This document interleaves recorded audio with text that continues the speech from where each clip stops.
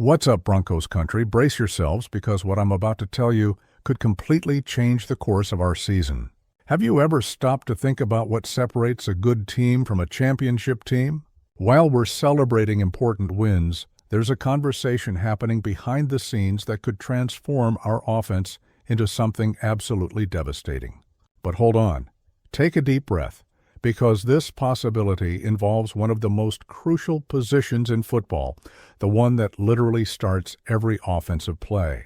We're talking about a player who's already proven his worth at the highest level, who has the stamp of approval from someone who knows this organization's DNA very well, and who might be available precisely because his current team is sinking. Stick with me until the end, because I'm going to break down every detail of this potential bombshell that could explode before the trade deadline. The stage is set, folks. We're just a few weeks away from the trade deadline, that moment where teams fighting for playoffs make bold moves, and teams at the bottom start selling their valuable pieces.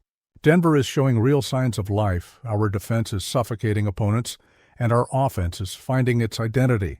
But there's a problem that anyone watching our games has noticed, especially those who saw that Monday night against the Bengals. Let's talk straight. No beating around the bush. Our offensive line has been inconsistent, especially at the center position. Luke Wattenberg started as the starter, but his performance has left a lot to be desired. In the game against Cincinnati, in prime time, Wattenberg committed more than 3 penalties and made multiple high snaps that put our quarterback in extremely complicated situations. Imagine the QB expecting the ball to arrive perfectly, and suddenly the snap comes high. He has to jump, adjust, and all the timing with the receivers goes out the window. The center is the maestro of the offensive line, folks. He's the one who makes the protection calls, identifies the blitzes, adjusts the schemes as the defense positions itself. Every offensive play literally starts in the center's hands. If that position is unstable, the rest of the line feels the impact. The guards get insecure, the tackles don't know what to expect, and the quarterback loses that confidence he needs. Wattenberg is young, has potential, but right now, with playoffs on the horizon, potential isn't enough. We have Alex Forsythe on the roster, but he's barely seen the field. Clearly, the coaching staff doesn't trust him enough.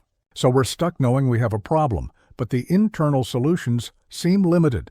And this is exactly where the beauty of the trade period comes in. Broncos Country. It's when you can look to the external market for that missing piece. Now hold on to this information tight. There's a team in the league that's completely destroyed right now, one of the few teams that still hasn't won a single game. I'm talking about the New Orleans Saints, who entered the season with low expectations and managed to fall even below that. When you have such a catastrophic start, the math becomes simple. You're not fighting for playoffs, so the focus shifts to the future. And how do you build for the future? By accumulating draft picks and opening up salary cap space. The Saints have several pieces that could be moved. Everyone's watching Chris Olave and Alvin Kamara, but there's another player on the New Orleans roster who could be made available. And this is where things get really interesting for Broncos Country, because this player has deep connections with our organization. Eric McCoy. Engrave that name in your memory. Saint center, 2-time Pro Bowler, 85 games of career experience. And here's the detail that makes all the sense in the world. He played under Sean Payton's command in New Orleans. That's right, folks. Our own coach knows Eric McCoy better than almost any other available player. Payton was the one who trained him, who developed him, who saw his professionalism up close.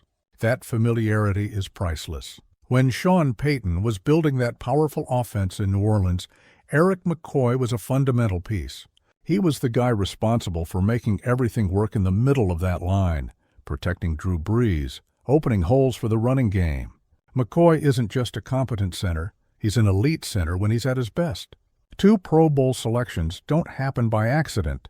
Just imagine, Denver Broncos family, what it would be like to bring a player of this caliber to our offense.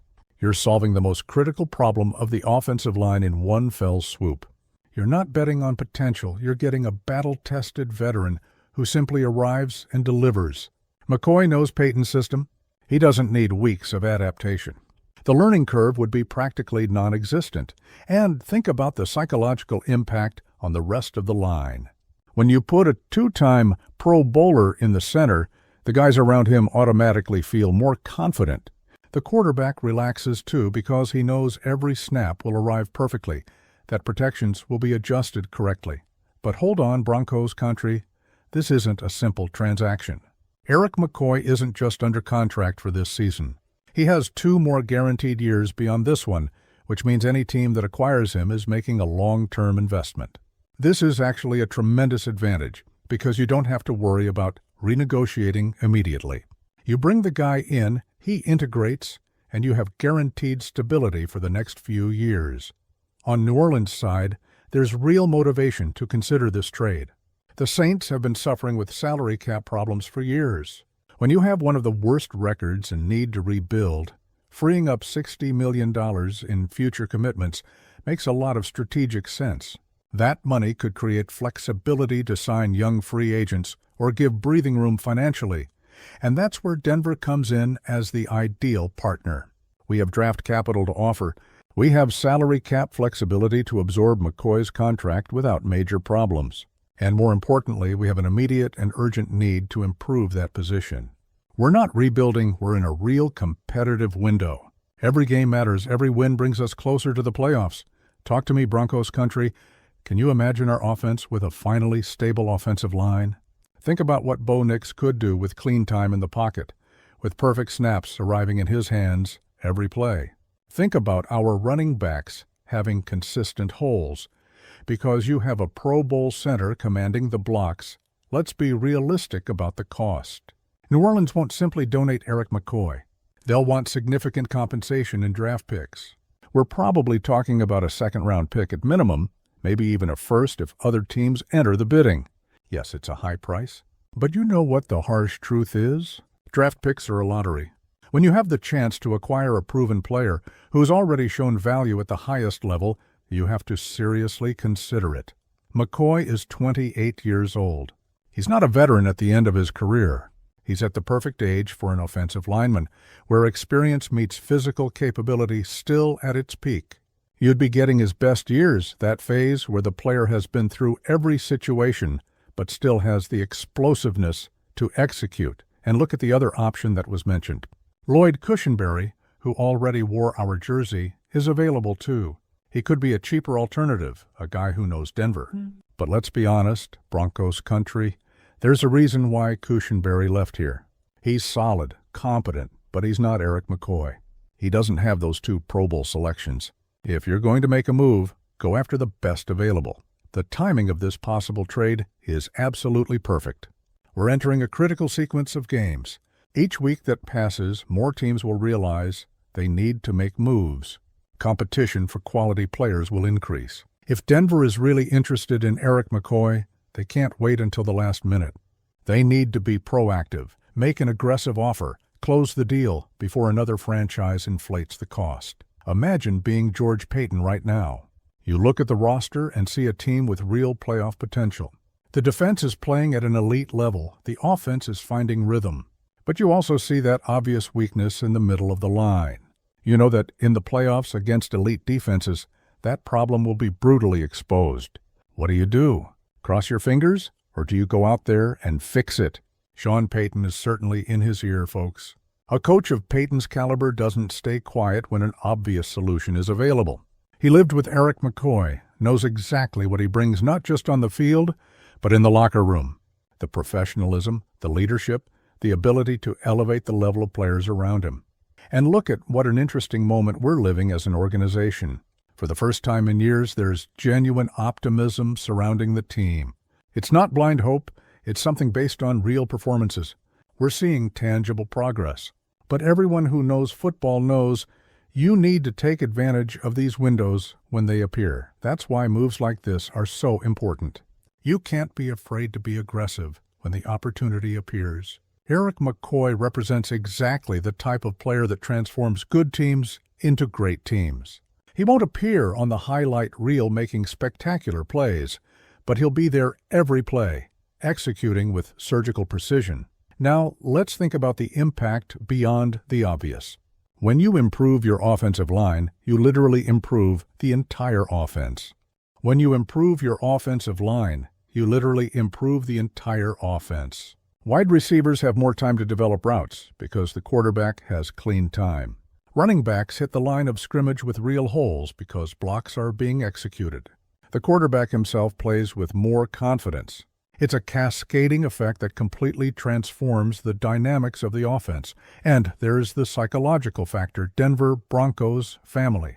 When you see your front office making aggressive moves to improve the team, it sends a message to the locker room. It says the organization believes is committed to giving you the tools to win.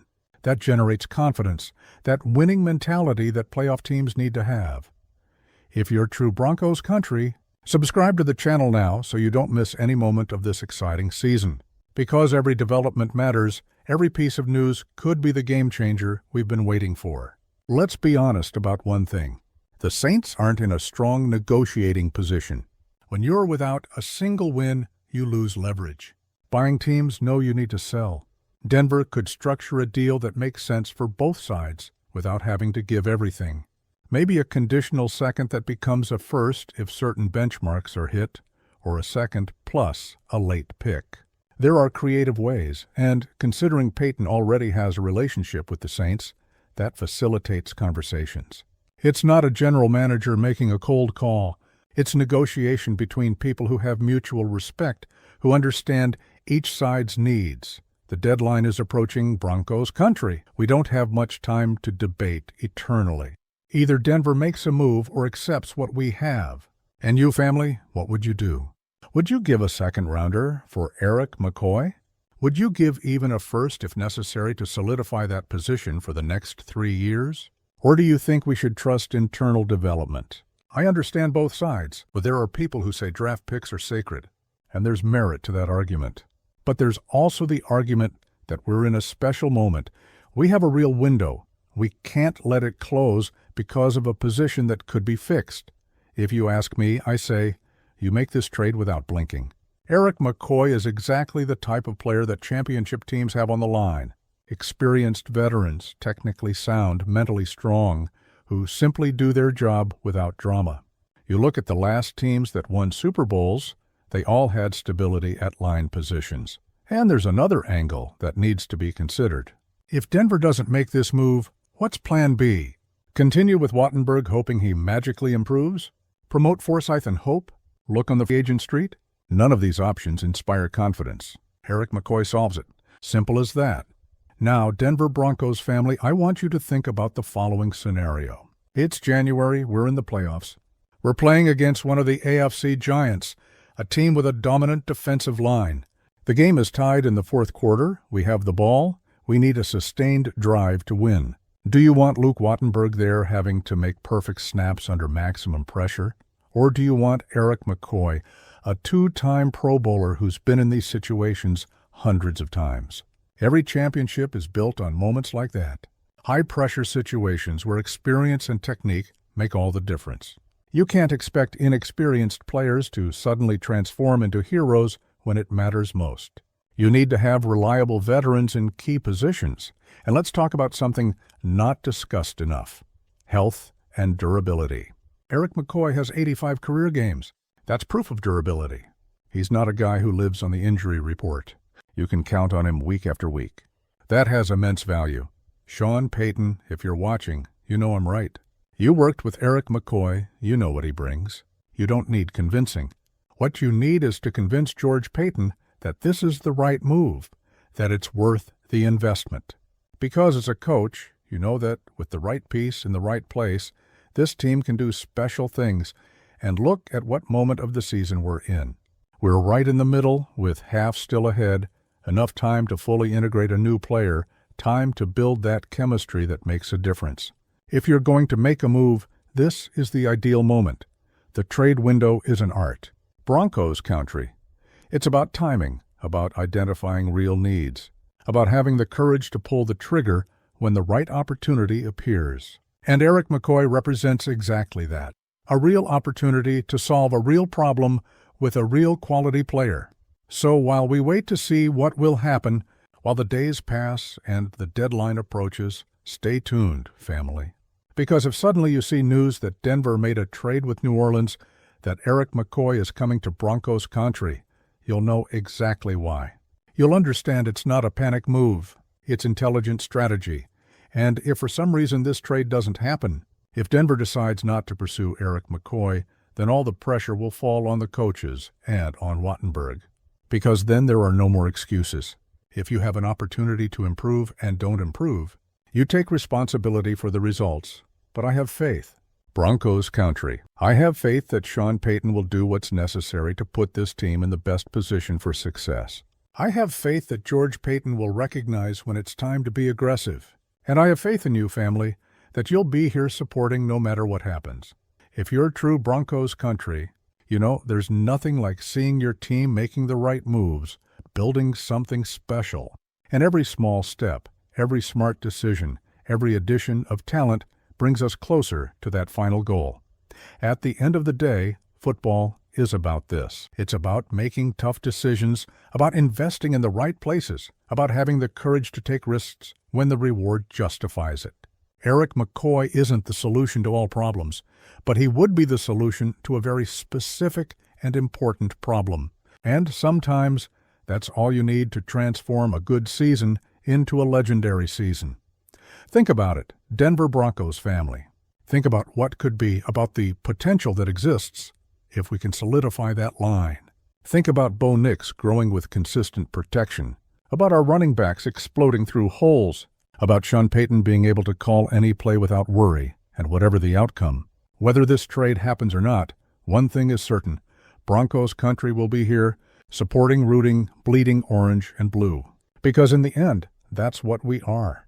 A family united by passion for this team, for this organization, for everything the Denver Broncos represent. So, Broncos Country, after hearing all this, what do you think? Is it worth going all in for Eric McCoy? Would you give a second rounder, a first, whatever it takes to bring this Pro Bowler? Or do you think we should trust what we have and focus resources on other areas? Comment down below. I want to hear everyone's opinion. Drop a like if you enjoyed this analysis. Share it with that friend who's Broncos Country just like you. And don't forget to hit that bell. Until the next video, family, and may this season continue to surprise us positively. Let's go together, always. Go Broncos.